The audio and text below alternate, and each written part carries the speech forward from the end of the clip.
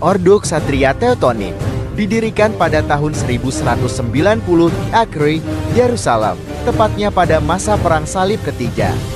Pada awalnya, ordo ini dirintis oleh sekelompok pedagang Jerman yang ingin membantu para peziarah Kristen yang datang ke Tanah Suci.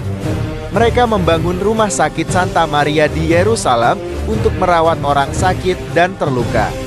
Para anggotanya mengambil sumpah kemiskinan, kesederhanaan, kesucian, dan ketaatan. Transformasi Teutonik menjadi ordo militer dimulai seiring meningkatnya ketegangan antara tentara salib dan muslim di Yerusalem. Ordo Teutonik mulai bertransformasi menjadi ordo militer saat itu.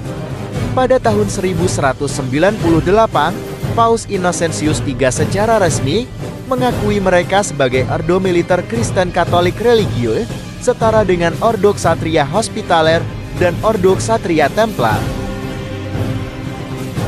Mulai saat itu, para ksatria Teutonik mulai mengenakan baju kebesaran mereka, baju zirah yang ditutupi jubah atau tunik berwarna putih, dengan lambang salib hitam di tengahnya.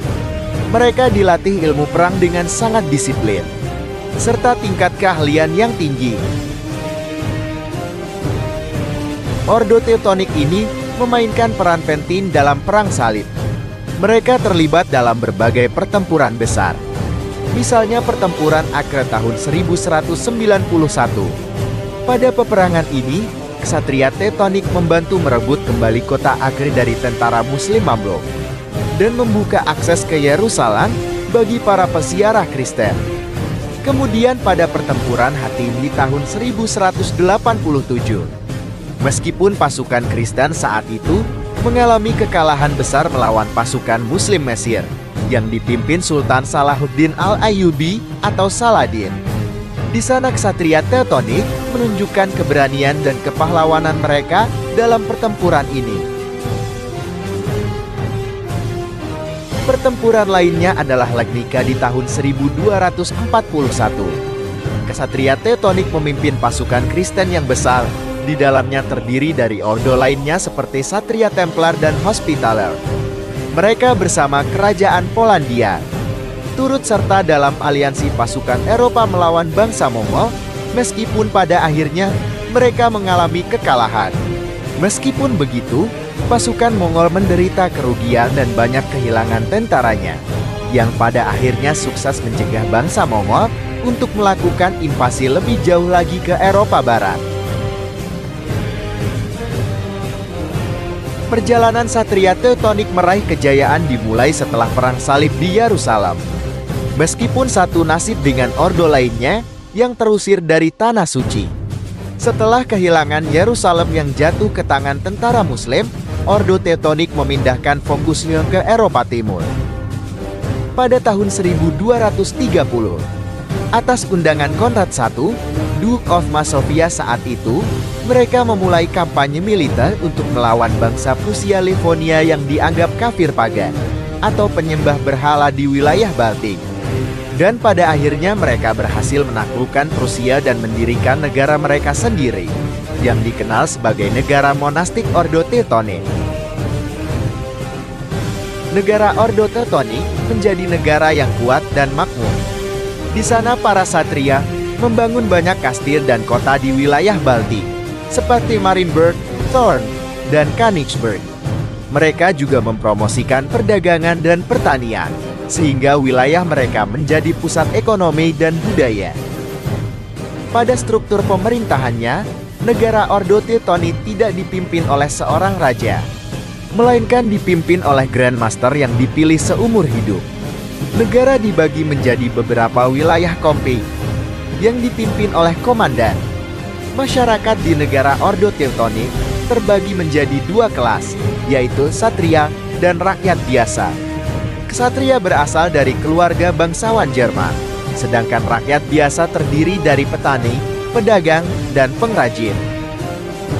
Negara Ordo Teutonik mencapai puncak kejayaannya pada abad ke-14. Pada masa ini, mereka menguasai wilayah yang luas di Baltik yang mencakup termasuk Prusia, Livonia, dan Courland. Namun seperti ordo lainnya, Teutonik mengalami nasib yang sama, karena pada abad ke-15, Ordo Teutonic mulai mengalami kemunduran. Beberapa penyebab kemunduran Ordo ini diawali kekalahan yang bertubi-tubi dalam peperangan, karena Ordo Teutonic ini mengalami kekalahan dalam beberapa pertempuran penting, seperti pertempuran Grunwald tahun 1410 melawan aliansi Polandia dan Lituania.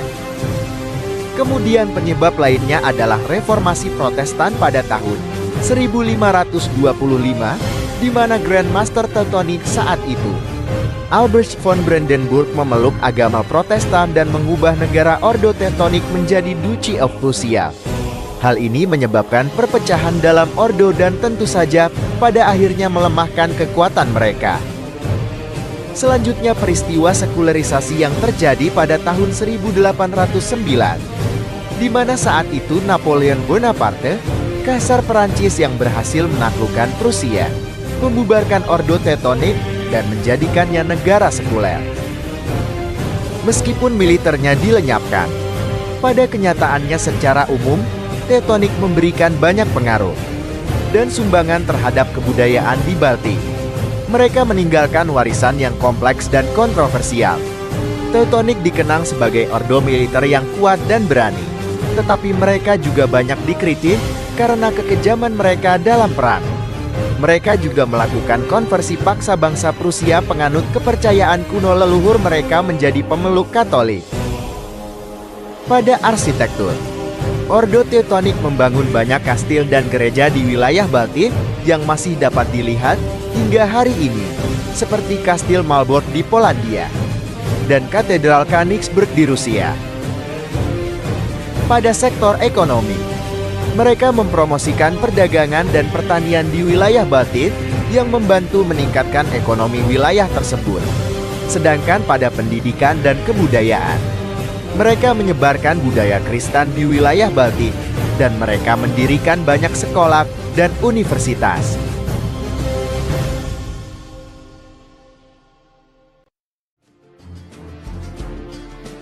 Semoga konten ini bisa menambah wawasan dan menjadikan kualitas hidup kalian jadi lebih baik lagi.